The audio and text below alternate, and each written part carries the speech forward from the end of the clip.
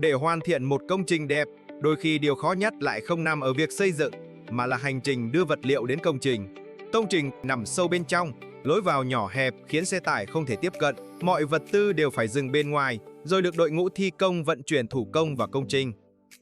Không chỉ vậy, theo mong muốn của gia chủ, toàn bộ nền công trình được nâng cao 1 mét để hạn chế ngập úng vào mùa mưa, một bài toán khó về cả nhân lực, thời gian thi công.